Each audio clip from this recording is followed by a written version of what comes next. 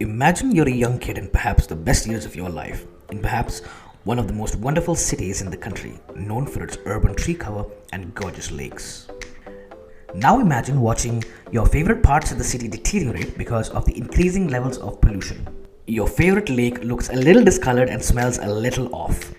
You get a sneaky feeling that things are not going to get any better unless you do something about it. This is exactly what got Pranav Shikarpur on his journey.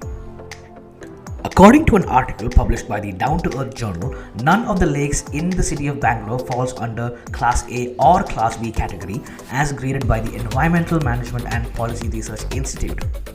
Which means that none of the lakes are even fit to bathe in without significant water treatment.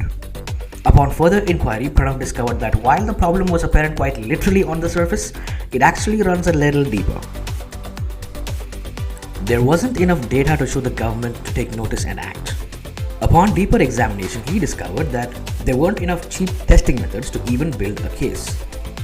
While this may have dismayed the best of us, Pranav reframed the issue and decided to start right at the beginning. He stayed true to the old saying that the journey of 1,000 miles begins with a single step. Pranav first conducted research on the types of lake pollutants that exist.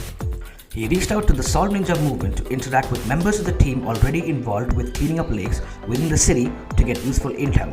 He then collaborated with the team to develop the first version of a lake pollutant detection system, which a year and a few iterations later became a low-cost, nifty device he called the Flowbot. The Flowbot also came with an insanely cool dashboard to visualize the data collected. The Flowbot was used to test 8 lakes in the city. He then presented the idea to fundraising events and science fairs where the device was recognized as a legitimate solution to help with water pollutant measurement. Hal Varian, the chief economist at Google, once said, "The ability to take data, to be able to understand it, to process it, to extract value from it, to visualize it, to communicate it, is going to be a hugely important skill in the next decades." Because of this Solve Ninja's efforts, we now have a device to measure pollutant levels in all the lakes around the city and create the necessary reports that shed light on the severity of the problem. This data could help the BBMP and the Karnataka Forest Department take the necessary steps to cleaning up our lakes.